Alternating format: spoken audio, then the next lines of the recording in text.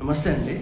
ఆంధ్ర రాష్ట్ర రాజకీయ ముఖ చిత్రాన్ని మార్చబడేటువంటి వార్త ఇప్పుడు అందుతోంది. విషయం ఏంటంటే పవన్ కళ్యాణ్ గారు ప్రజల్లోకి రాబోతా ఉన్నారు.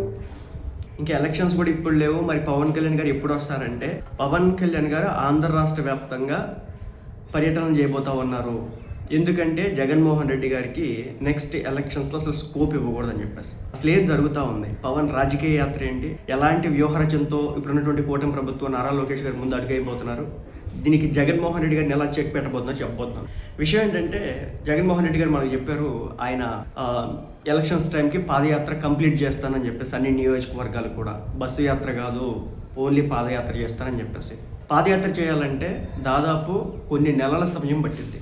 రాష్ట్ర వ్యాప్తంగా తిరగాలంటే దాదాపు ఇంచుమించు 2 సంవత్సరాల సమయం, అంటే సంవత్సరంన్నర మినిమం పట్టిద్ది అనమాట.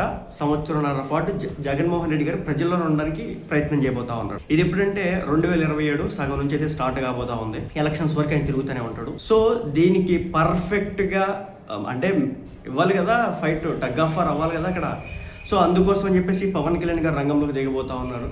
రంగంలోకి దిగి ఆయన కొన్ని నియోజకవర్గాల్లో, కొన్ని జిల్లాల్లో పర్యటనలు చేయబోతా ఉన్నాడు. అలాగే పూర్తి స్థాయిలో భారీ స్థాయి సభలు, సమావేశాలు ఏర్పాటు చేసి మేము ఇది చేసాం అని చెప్పేసి పవన్ కళ్యాణ్ గారి వర్షం. పవన్ కళ్యాణ్ గారు అయింది వెంటనే నారా లోకేష్ గారు రంగంలో దిగబోతున్నారు. ఈ విధంగా జగన్మోహన్ రెడ్డి గారికి కంప్లీట్గా చెక్ పెట్టబోతున్నారు.